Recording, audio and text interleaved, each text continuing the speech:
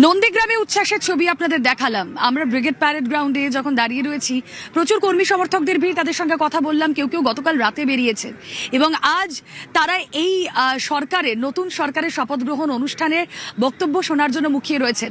অনেকেই বলছেন আজ রবীন্দ্র জন্মজয়ন্তী, এখানে রবীন্দ্র সঙ্গীত শুনবো সেই আশা নিয়েও এসেছি। প্রিয়াঙ্কা, তোমার কাছে যাব। তোমার সঙ্গে যে কর্মী সমর্থকরা রয়েছেন, দেখো আসলে তো তারাই এই জয়টা বিজেপিকে এনে দিয়েছেন। তারা কি বলছেন, তারা কতটা আজকের এই দিনটা উদযাপন করছেন?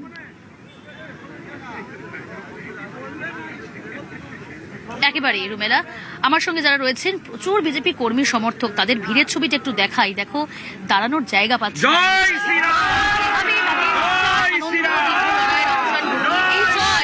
এই জয় নিঃসন্দেহে খুবই আনন্দের। একটু কথা বলার চেষ্টা করুন। কোথা থেকে এসেছে? আমি তুলামূলের স্বর্গরাজ্য বীরভূম থেকে এসেছি, যেখানে চরম চরম গুড় বাতাসা আজকে হয়তো অতীত হয়ে গেছে। আমরা বীরভূমে কিভাবে বাস করেছি, আমি যে গেঞ্জিটা পরে আছি সেটা গত বিধানসভার আগে ভয়ে কেউ বার করতে পারেনি, যাদেরকে দিয়েছি কেউ পড়তে পারেনি। 4 তারিখের পর থেকে সবাই সেই গেঞ্জি খুঁজে বেড়াইছে কোথায় পরবো। আমি গত বিধানসভা ভোটে 10 দিন সূর্যের আলো দেখিনি, 1 মাস আমি একটা প্রাথমিক চিকিৎসক, কোনো রোগী দেখতে বেরোয়নি। এবারও আমি আমার বীরভূমে সব প্রার্থীদেরকে নিয়ে, গ্রামীণ চিকিৎসকদের নিয়ে একটা করে সভা করেছিলাম। সেই সভাতে প্রচুর সনাতনী গ্রামীণ চিকিৎসকের সমারোহ হয়েছিল। এই যে দীর্ঘ লড়াইয়ের পরেই জয়, এই অনেক দিন পর আমাদের ভারতবর্ষের নরেন্দ্র দামোদর দাস মোদী এবং অমিত শাহ এবং শুভেন্দু অধিকারী পশ্চিমবাংলা নিয়ে যেইভাবে তৃণমূলের হারমাত বাহিনী, গুন্ডা বাহিনী যেভাবে রাজ করেছে, আমরা পতাকা লাগাতে পারিনি। আমি নদিয়া থেকে, ধুবলা থেকে এসেছি, পতাকা ঠিক মতো ভয়ে ভয়ে রাত্রেবেলা লাগিয়েছি।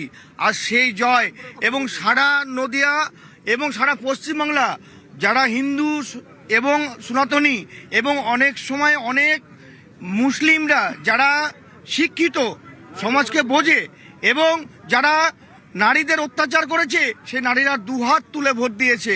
আরো 50 বছর বাঁচবে, আরো 50 বছর কেন, আমরা তো নিঃসন্দেহে বলাই যায় গেরুয়া ঝড়। দেখুন, আপনার বাবা বোল্ডোজার বাবা কি, বোল্ডোজার বাবা কি, হিন্দু রাষ্ট্র কি, আমার চাই বোল্ডোজার বাবা কি, জয় শ্রীরাম, হিন্দু রাষ্ট্র। আমি নদিয়া থেকে আসি, তেহট্ট বিধানসভা থেকে। তেহট্ট বিধানসভায় যে দুটো অঞ্চল আছে, নারায়ণপুর 1 এবং নারায়ণপুর 2, বিগত 13 সাল থেকে সেখানকার নাগরিক যে অধিকার সেটা প্রদান করতে পারে না, ভয় ভীতি। এবং 18 সালে আমার বুথ থেকে পাশের বুথে যেভাবে সন্ত্রাস রিগিং ছাপ্পা হয়েছে, সেইখান থেকে অর্থাৎ বোঝাই যাচ্ছে সত্যি তাদের মনের কথা আজ বেরিয়ে আসছে, তাদের আবেগের কথা তারা আজ বলছেন ক্যামেরার সামনে, নিউজ 18 বাংলার সামনে। তারা বলছেন যে লড়াইটা তারা লড়েছেন, সত্যি সেই লড়াইটা যথেষ্ট কঠিন ছিল, যথেষ্ট চ্যালেঞ্জিং ছিল। রুমেলা, নিঃসন্দেহে এটা তো বলবোই যে আজকের এই জয় শুধুই আনন্দের, কিন্তু এই আনন্দের পিছনেও একটা দীর্ঘ লড়াই।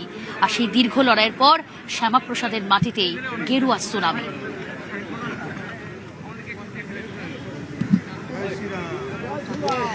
যে কোনো লড়াইয়ের পরেই জয়ের স্বাদটা আরো চেটে পুটে নেওয়া যায়, সেটাই বঙ্গপদ্ম নিচ্ছে। আর আমি বঙ্গপদ্মের কথা বললাম, আমার সঙ্গে আমি একজনকে দেখছি কর্মী সমর্থক, তার হাতে জোড়া পদ্ম, এবং অবশ্যই আজকের এই দিনটা তো ভুললে চলবে না, রবীন্দ্র জন্ম জয়ন্তী, হাতে রবীন্দ্রনাথ ঠাকুরের ছবি।